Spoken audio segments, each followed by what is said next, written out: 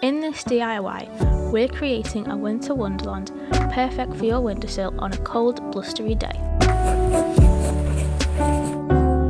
For this DIY, you'll need 2 mason jars, our flickering wax LED candles, a chalkboard pen, a Christmas village stencil, and blue tack. Before you begin, don't forget to check your candles. Unscrew the lid from the mason jar and place your chosen stencil within. Using your chalkboard pen, trace the stencil onto the jar.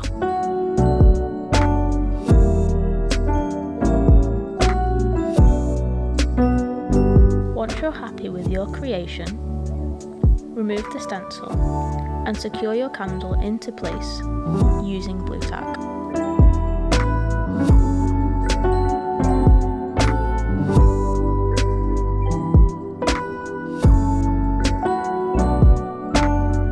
Finally, sit your masterpiece as pride of place in your home and enjoy.